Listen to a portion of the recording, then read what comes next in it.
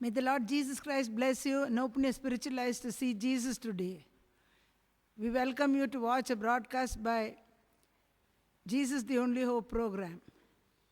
Take a moment to get your Bibles and listen to this wonderful message that can change your lives about coronavirus and the church in the world. Watch with faith and expectation, you'll be blessed.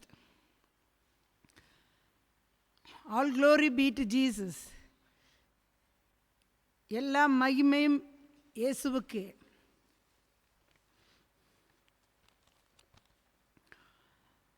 Greetings to all my wonderful viewers watching from your homes throughout the world.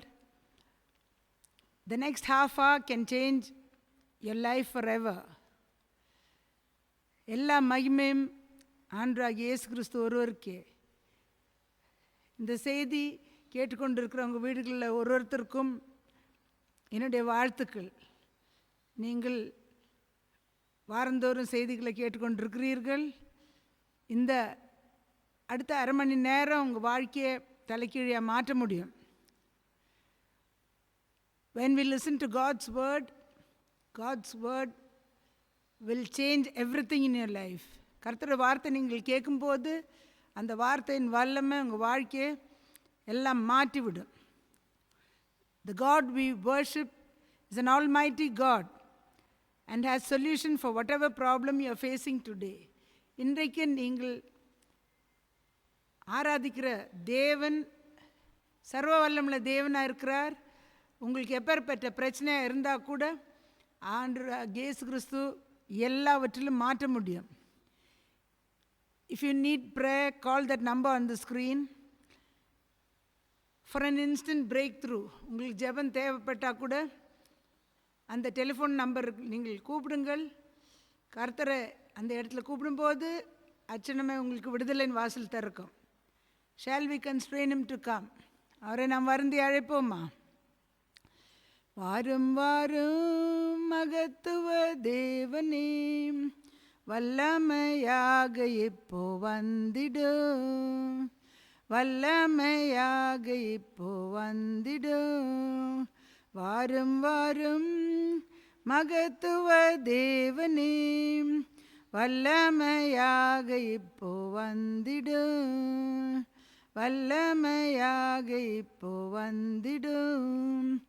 மகிமை சரூபனே மாவல்ல தேவனே, மகிமை சரூபனே மாவல்ல தேவனே, மன்னா வந்த ஆசீர்வாதம் தாருமே, மன்னா வந்த ஆசீர்வாதம் தாருமே.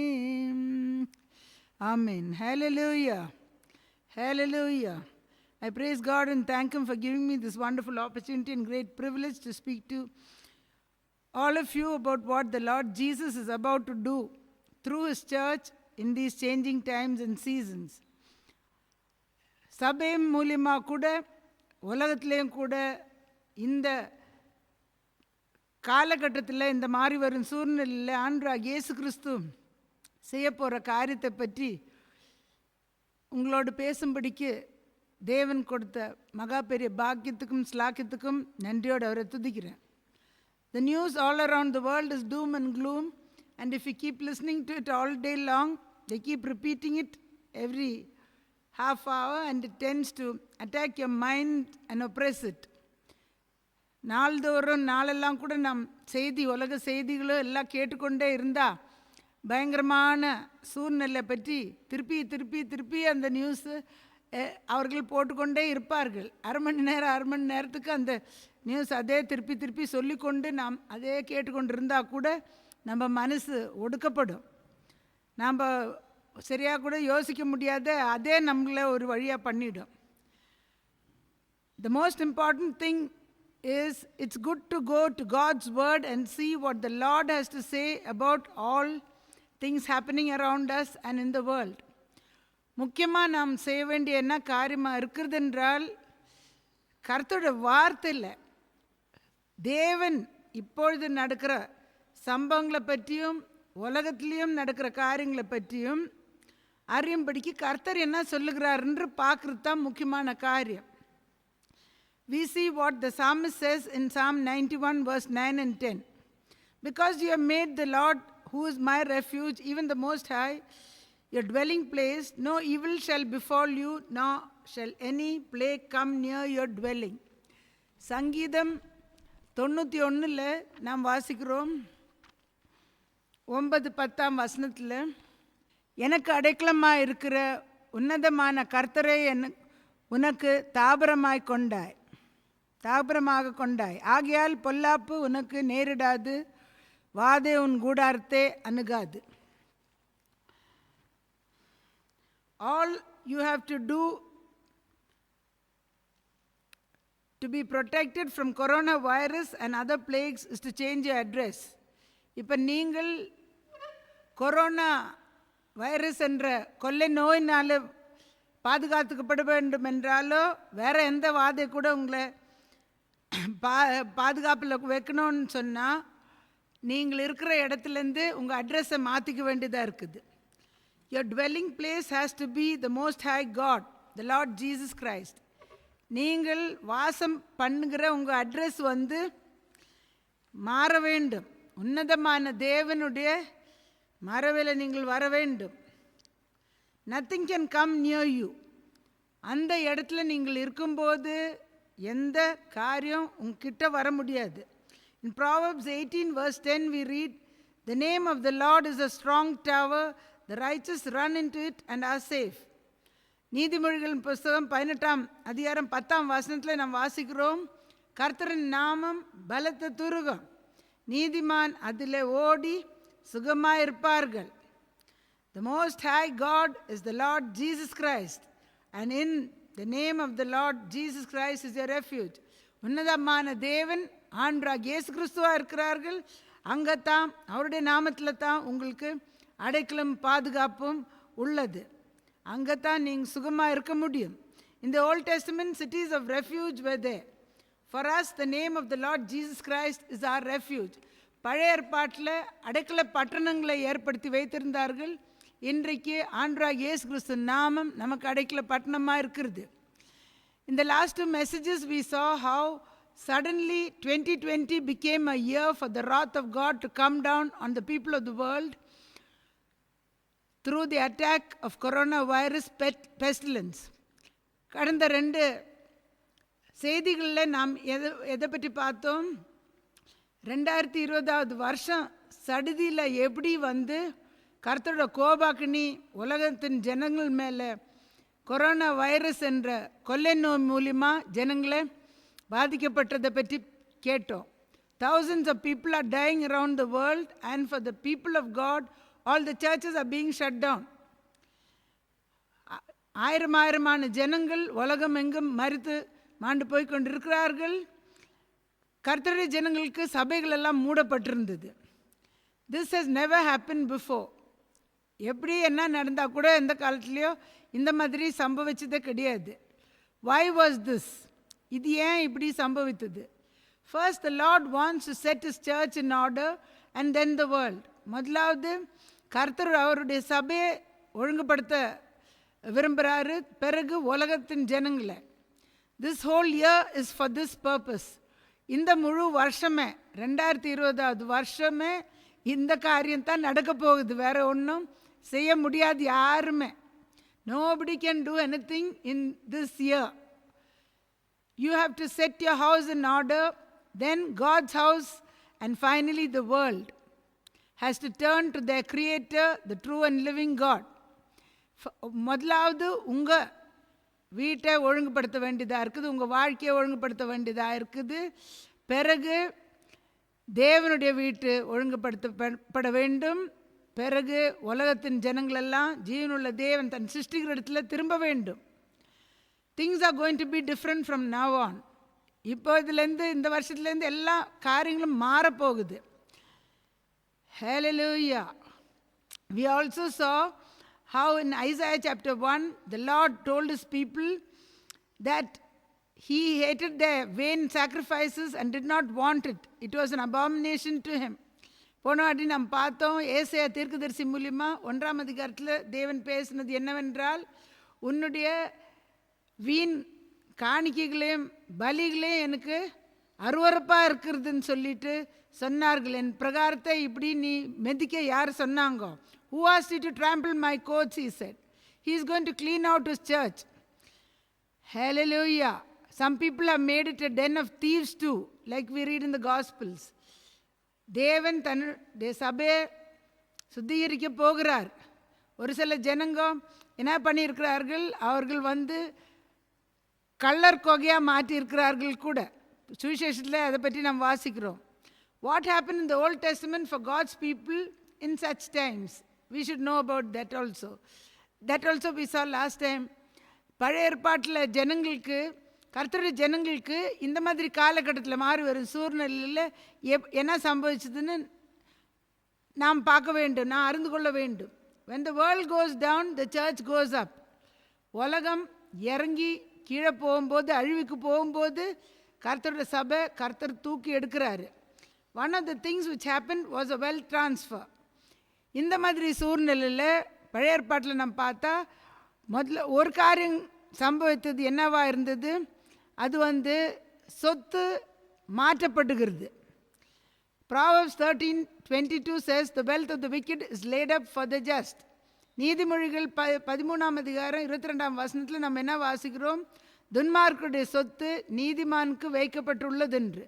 6 times it has happened in the Bible and we are the 7th to finance the gospel for the end time harvest. 6 முறை பழைய ஏற்பாட்டில் நடந்து விட்டுள்ளது. 7வது இந்த காலகட்டத்தில் நாம் கர்த்தருடைய ஜனங்களாக இருக்கிறோம். என்னத்துக்காக அப்படி செய்ய போகிறார்? இந்த கடைசி கால அறுவடைக்காக சுவிசேஷம் அறிவிக்கும்படிக்கு, நாம் பணத்தை செலவு செய்யும்படிக்கு. God wants to bless you. தேவன் உங்களை ஆசீர்வதிக்க விரும்புகிறார். Prosperity is God's divine plan for your life.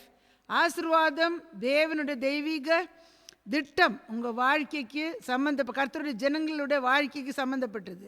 If the country is in trouble, the church won't be, because God is their source and not man. உலகம் பயங்கரமான ஆபத்தான சூழ்நிலை, பொருளாதார நெருக்கடியில் இருந்தால் கூட கர்த்தருடைய சபைக்கு அந்த மாதிரி பிரச்சனை இருக்காது. ஏன் சொல்லுங்க? தேவன் அவர்களுடைய காரியங்களை சந்திக்கிற தேவனாக இருக்கிறார், மனுஷன் கிடையாது. The wealth of Egypt was given to the Israelites when Egypt was being destroyed. எகிப்தினுடைய முழு சொத்தும் இஸ்ரேல் ஜனங்களுக்கு அழிந்து முழுசா அழிவு நோக்கி ஓடிக்கொண்டிருக்கும் போது தான் இஸ்ரேல் ஜனங்களுக்கு கொடுக்கப்பட்டுள்ளது. The Bible says the faithful man will abound in blessings. வேதம் என்ன சொல்லுகிறது? உண்மையுள்ள மனுஷன் பரிபூர்ண ஆசீர்வாதம் பெறுவான் என்று. Have you been faithful? நீங்கள் உண்மையுள்ளவர்களாக இருந்திருக்கிறீர்களா? Jesus is going to check your giving records to bless you. நீங்கள் எல்லாத்துக்கும் புஸ்தகங்கள் எழுதி வைத்துள்ளது. For everything there are books in heaven.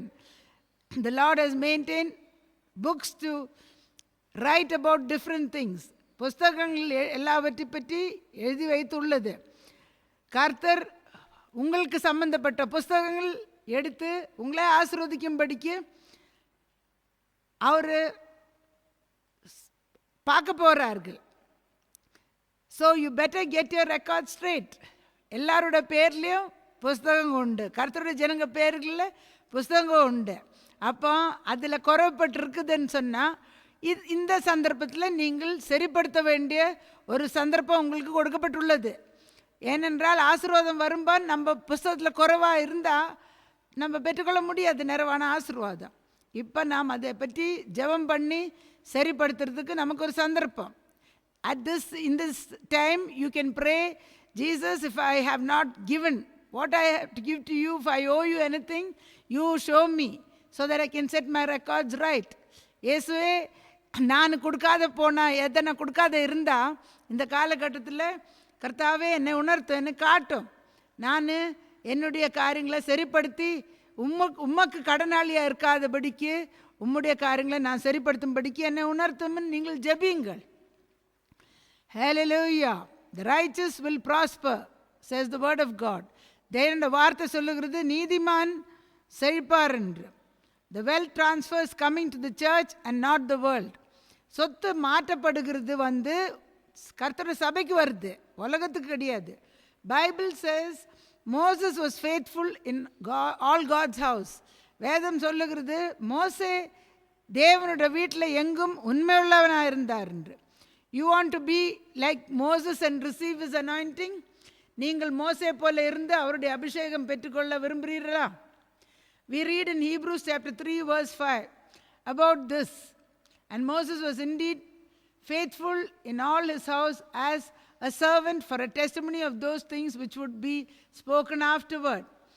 எபிரேயர் 3ஆம் அதிகாரம் 5ஆம் வசனத்தில் நாம் என்ன வாசிக்கிறோம்? இதை பற்றி மோசே தேவனுடைய வீட்டில் எங்கும் உண்மையுள்ள ஊழியக்காரனாக இருந்தார் என்று அது ஒரு சாட்சியாக இருக்கும் அவருக்கு. If you want to be blessed or healed or delivered, you have to get to where Jesus is, where his presence comes.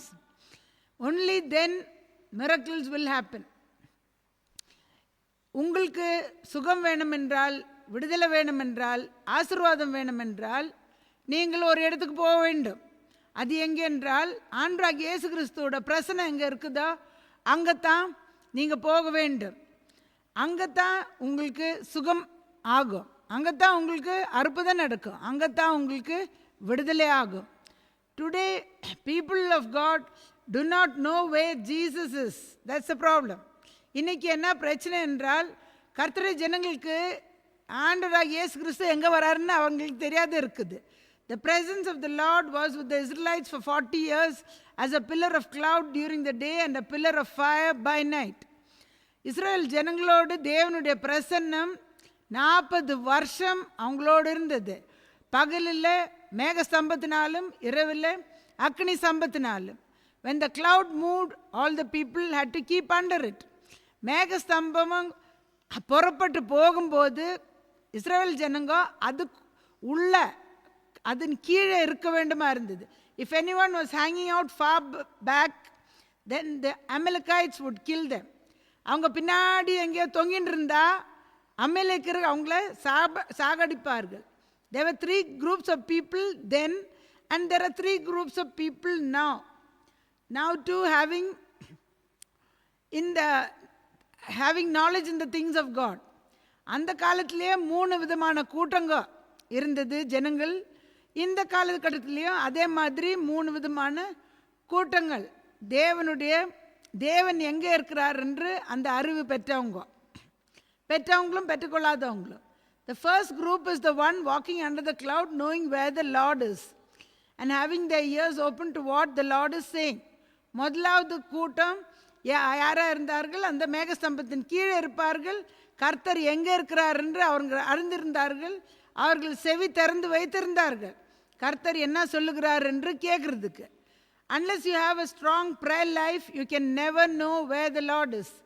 ஒரு பலமுள்ள ஜெப ஜீவியம் உங்களுக்கு இல்லாவிட்டால் கர்த்தர் எங்கே இருக்கிறார்னு உங்களுக்கு கண்டிப்பாக அறியவே முடியாது. You will think what the devil is saying is God's will and be deceived. பிசாசு வஞ்சிக்கிறவன் உங்களை கர்த்தர் பேசுகிற மாதிரியே பேசி நீங்கள் ஜெபிக்காதபடிக்கு இருக்கிறனால உங்களுக்கு பகுத்தறிவு இல்லாத இருக்கும்போ வஞ்சிக்குவான். கர்த்தர் சொல்கிறதுன்னு சொல்லிட்டு நீங்கள் பிசாசு சொல்கிறத விசுவாசித்து தவறான காரியங்களை செய்வீர்கள். The second group are the ones hanging out on the edge. ரெண்டாவது கூட்டம் யாராக இருந்தார்கள்? ஓரத்தில் தொங்கிக் கொண்டிருந்தவர்கள். They are the ones who have no idea where Jesus is and what he is doing. அவர்களுக்கு கர்த்தர் எங்கே இருக்கிறாங்களே அறிவில்லை. ஆண்டவர் என்ன செய்கிறாருன்னு அதுவும் தெரியாது. Satan will destroy them like the Amalekites did the Israelites. சாத்தான் அவர்களை அழிப்பார்கள். அமலேக்கியரை இஸ்ரேல் ஜனங்களை எப்படி அழித்தார்களோ அப்படி. The third group are the ones who are walking ahead of Jesus. மூணாவது கூட்டம் யாராக இருக்கிறாங்கோ? இயேசு கிறிஸ்து ஒரு இடத்துல இருந்தால் அவங்களுக்கு ஆண்டவருக்கு முன்னாடி போய் நடந்து கொண்டிருப்பார்கள். God's word says we know little. They use the little they know and assume that they know everything. அப்போ கர்த்தரோட வார்த்தை என்ன சொல்லுகிறது? நாம் அறிந்திருக்கிறது கொஞ்சம்தான், அப்போ இவங்க என்ன செய்வாங்க, அந்த கொஞ்சம் வச்சுட்டு நம்மளுக்கு எல்லாம் தெரியும்னு சொல்லி இது தான் கர்த்தர் செய்வார்கள் என்று தீர்மானம் பண்ணிக்கொள்வார்கள். And what they'll do, they use the little to assume that this is what Jesus will do. And they'll decide for themselves what God will do. அவர்களே கர்த்தர் இப்படி தான் செய்வாங்கன்னு சொல்லி தீர்மானம் பண்ணிக்கிறாங்க. Same thing happens to these people too. Those who are hanging out in the far back and those who are going before Jesus also, same end is for them. அவர்களுக்கும் இவர்களுக்கும் பின்னாடி தொங்கிட்டு இருக்கிறவங்களுக்கும் ஆண்டவருக்கு முன்னாடி நடக்கிறவங்களுக்கும் ஒரே முடிவு தான், அழிந்து போவார்கள். Hallelujah. Hallelujah. Because the Israelites were covered by the presence of their God day and night, in the book of Psalms we read that the Lord blessed them with silver and gold. Not one of them was sick and also lacked for anything. அப்பொழுது நாம் வேதத்தில் வாசிக்கிறோம், Israel ஜனங்க வந்து பகலில் இரவிலையும் கூட தேவனுடைய பிரசன்னம் அவர்களோடு இருந்தபடியால் சங்கீதத்தில் நாம் என்ன வாசிக்கிறோம், கர்த்தர் அவர்களை பொன்னும் வெள்ளினாலும் ஆசீர்வதித்தார். ஒரு ஆளும் கூட வியாதி இல்லாத இருந்தார்கள். அவர்களுக்கு ஒருத்தருக்கும் குறைவு கூட கிடையாது. Their clothes did not wear out or nor did their shoes wear out for 40 years. Can you imagine wearing same shoes for 40 years? அப்போ அவர்கள் போட்ட வஸ்திரம் கூட கிழியவில்லை, காலில் போட்ட செருப்பு கூட 40 வருஷம். நினச்சி பாருங்க, how can this be? இது எப்படி நடக்கலாம்? It was because they had been covered day and night by the presence of the Lord. இரவும் பகலும் அவர்கள் ஆண்டவருடைய பிரசன்னத்திற்குள்ளே இருந்தபடியால். Today if you are sick in the body or facing problems in any area of your life, all you need is more of the presence of the Lord in your life. இன்றைக்கு உங்களுக்கு வியாதி இருந்தால், சரீரத்தில் பிரச்சனைகள் வேற பிரச்சனைகள் இருந்தால் கூட என்ன ஒரே தேவையானது ஒன்றே தான், ஒரே காரியம் தான் உங்களுக்கு வேண்டியது. உங்களுக்கு ஆண்டோட பிரசன்னம், இயேசு கிறிஸ்துவோட பரிசுத்தாவின் பிரசன்னம் உங்கள் வாழ்க்கையில் அதிகரிக்க வேண்டும், அதிகமாக உங்களுக்கு தேவைப்படுது. The more you are filled to the overflowing by spending time in prayer with Jesus, the less room for other spirits to overcome you or your body.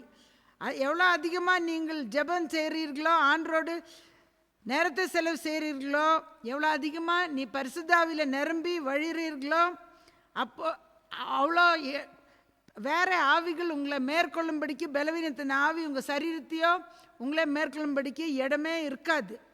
When you wait on the Lord, you get new strength. கர்த்தருக்கு நீங்கள் காத்திருக்கும் போது புது பலன் அடைவீர்கள். All you need is more of the Holy Spirit. ஒரே காரியம் உங்களுக்கு வேணும், பரிசுத்தாவி அதிகமாக உங்களுக்கு தேவைப்படும். The righteous will prosper. நீதிமான்கள் ஆசீர்வதிக்கப்படும், செழிக்கப்படும். This wealth transfer has happened 6 times in the Bible. வேதத்தில் இந்த சொத்து மாற்றப்படுகிறது 6 முறை நடந்து விட்டது. 6 times it's happened and the 7th is on the way. 6 முறை நடந்திருக்கிறது, 7வது இப்போ நடக்க போகிறது. If you are and have been faithful to God, you will receive the wealth of the sinner, guaranteed. நிச்சயம் பாவமன்னிப்பு நிச்சயம் மாதிரி இந்த நிச்சயம் அதே போல நிச்சயம்தான்.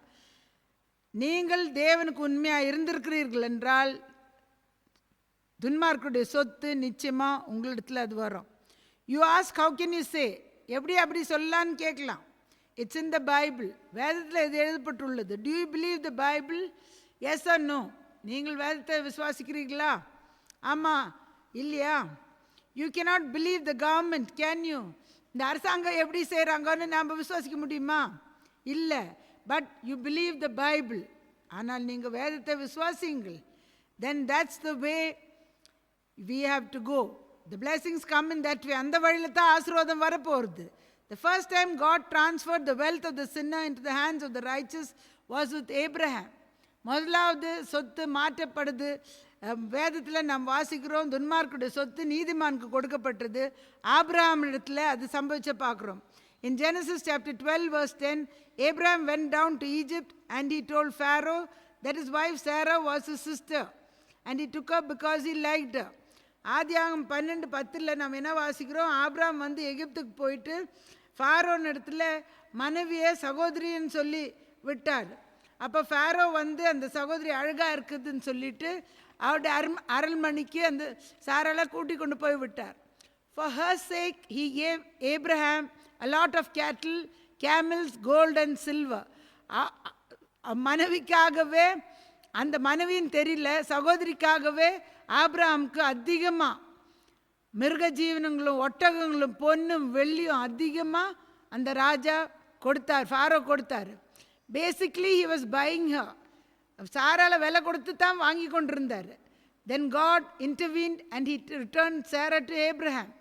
தென் அப்பொழுது என்ன நடந்தது, தேவன் அதுக்கு மத்தியில் இறங்கி வந்து சாரால திருப்பி ஆபிரகாம் இடத்துல கொண்டு வந்து விட்டார். பிறகு but he never ask back the money. Pharaoh வந்து திருப்பி அந்த பணத்தை வாபஸ் எடுக்கல. The Bible says in Genesis 13 that Abraham left Egypt a rich man. ஆதியாகமம் 13ஆம் அதிகாரத்தில் வேதம் என்ன சொல்லுகிறது, ஆபிரகாம் எகிப்தை விட்டு வெளியே போகும்போது ஐஸ்வர்யவானா போனது. Where did he get the money? அந்த பணம் எங்கே கிடைச்சது? From Pharaoh. ஃபாரோன் இடத்துல பெற்றுக்கொண்டா. The first wealth transfer in the Bible took place when Pharaoh gave money to Abraham. முதலாவது சொத்து நீதிமானுக்கு கொடுக்கப்பட்டது வேதத்தில் ஃபாரோ வந்து ஆபிரகாமுக்கு கொடுத்த பணம். The second wealth transfer took place for Isaac. ரெண்டாவது வந்து சொத்து மாற்றப்படுத்தது கொடுக்கப்பட்டது, சொத்து கொடுக்கப்பட்டது ஈசாக்குக்கு. He was going to go down to Egypt when the Lord stopped him and said to him, I will be with you and I will bless you. அப்பொழுது ஈசாக் வந்து எகிப்துக்கு போகிற நேரத்தில் கர்த்தர் வந்து அங்கே போகாதே, இங்கே இரு, நான் உன்னோட இருந்து நான் உன்னை ஆசீர்வதிப்பேன் என்று கர்த்தர் ஈசாக்கு இடத்துல சொன்னதை வேதத்தில் வாசிக்கிறோம். And that's all you need to hear from God. நீங்கள் தேவன் அது ஒரே ஒரு காரியம் கேட்டால் போகிறோம், வேற எதனா வேணுமா? நான் உன்னோடு இருப்பேன், நான் உன்னை ஆசீர்வதிப்பேன். I will be with you, I will bless you. He goes on to Gerar the king. Abimelech was a very rich man. கேராருக்கு போய் கொண்டிருக்கும்போது ஈசாக்கு அங்கே அபிமெலேக் ராஜா இருந்தார். அவர் ஐஸ்வர்யவானாக இருந்தார். Isaac lived in Gerar and sowed seed in famine. Isaac வந்து கேராரில் வாழ்ந்துட்டு பஞ்ச காலத்தில் விதைச்சதை பற்றி வாசிக்கிறோம். And reaped such a harvest, he literally took all the wealth of King Abimelech for himself.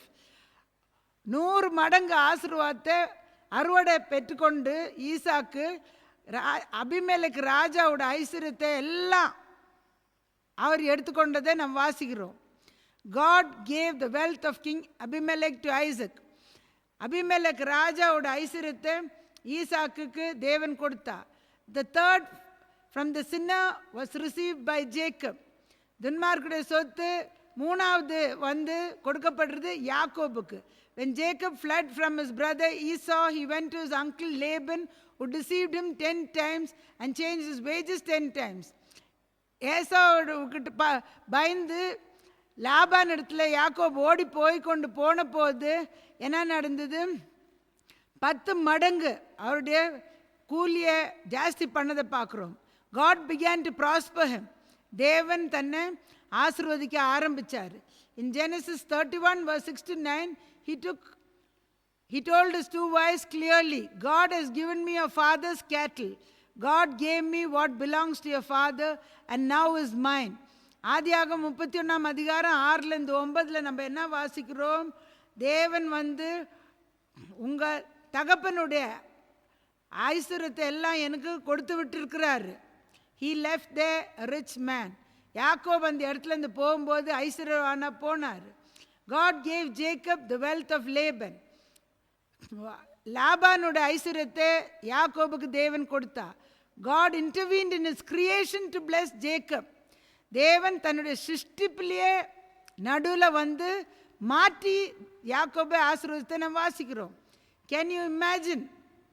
Whatever Jacob sort of cattle he asked, God made it all like that. அது நம்ம நினச்சி பார்க்க முடியுமா?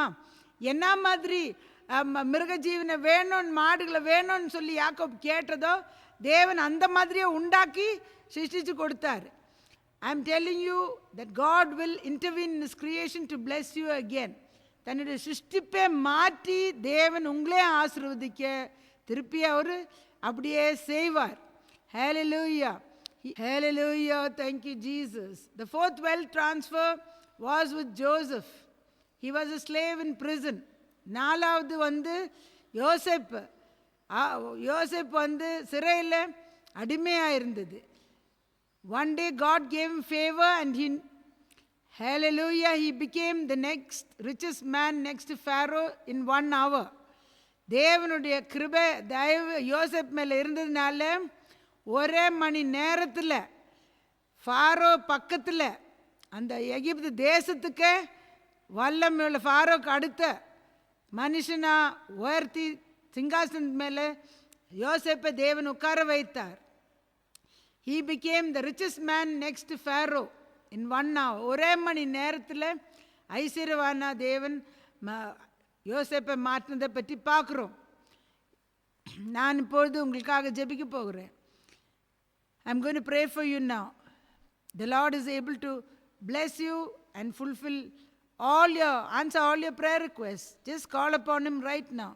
தேவன் உங்களை ஆசீர்வதித்து எல்லா பிரச்சனையிலேருந்தும் விண்ணப்பத்துக்கும் அவர் உங்களுக்கு பதில் செய்ய அவர் வல்லவராக இருக்கிறார். இஸ்ரவேலின் துதிகள் வாசிக்கிற மகா பரிசுத்த தேவனே, இப்பொழுதும் உம்மை நோக்கி ஜெபிக்கிற ஒருத்தரோடும் கர்த்தாவே உம்முடைய கரம் கர்த்தாவே இறங்கி இப்பொழுதே கர்த்தாவே ஹல்லேலூயா உம்முடைய ஜனங்களை ஆசீர்வதிக்கிற தேவன். எப்பேற்பட்ட பிரச்சனை வியாதியில் இருந்தால் கூட கர்த்தாவே நீர் விடுதலை கொடுக்குற தேவன், சுகம் கொடுக்குற தேவன், அற்புதம் செய்கிற தேவன் கர்த்தாவே. ஹல்லேலூயா. கொரோனா வைரஸ் பாதிப்பில் இருந்தால் கூட நீர் விடுதலையாக்க வல்லவராக இருக்கிறீர் கர்த்தாவே. உம்மை நோக்கி கூப்பிடும்போது நான் செவி கொடுத்து கர்த்தாவே நீர் விடுதலையாக்கி தேசத்துக்கே க்ஷேமத்தை கொடுப்பேன் வாக்குத்தத்தம் செய்தவரே, நீ கிருபையாய் இறங்கி ஆசீர்வதிக்கணுமா ஜெபிக்கிறேன். இயேசு கிறிஸ்துவின் வல்ல நாமத்தில் ஜெபிக்கிறேன் நல்ல பிதாவே. Almighty King of Kings and Lord of Lords, I pray for each and everyone listening to this message, Father. Right now, whatever problems they are facing, whatever sickness, disease, even coronavirus attack, Father Jesus, you can heal. You said you call upon me. If you humble yourselves and call upon me, I will answer and I will heal you and heal the land itself. You promised, Lord Jesus. I pray for each and every one, Father. Pour out your Holy Spirit on them right now. Right now, Lord Jesus, you do a miracle in their lives. You are God who does miracles, Father. Lord, have mercy on us. Bless, Lord Jesus. In Jesus' name I pray with thanksgiving. இந்த செய்தி உங்களுக்கு ஆசீர்வாதமாக இருந்தால் நீங்கள் இந்த முகவரிக்கு தொடர்பு கொள்ளுங்கள். ஹல்லேலூயா. நீங்கள் இந்த ஊழியத்தை தாங்க விரும்பினால் இந்த முகவரிக்கு நீங்கள் உங்கள் காணிக்கையை அனுப்புங்கள். அந்த பேங்க் அக்கௌண்ட் நம்பரில் கூட நீங்கள் அனுப்பலாம். இந்த ஊழியத்தை தாங்கள். கர்த்தர் உங்களை நிறைவான ஆசீர்வாதம் கட்டளையிட வல்லவராக இருக்கிறார். தனிப்பட்ட முறையில் ஜெபம் தேவைப்பட்டால் வெள்ளிக்கிழமை காலையில் 10லேருந்து 2 வரைக்கும் இதே முகவரியில் ஜெபங்கள் ஏறெடுக்கப்படும். நீங்கள் அந்த டெலிஃபோன் நம்பரில் கூப்பிடுங்கள், வந்து உங்கள் விடுதலையை பெற்றுக்கொள்ளுங்கள். If you want individual prayers, contact us by phone in the same address. Friday morning 10 to 2, individual prayers will be made for your deliverance. Come and receive your deliverance. Till we meet again, do not forget, Jesus Christ is Lord. Amen. God bless you.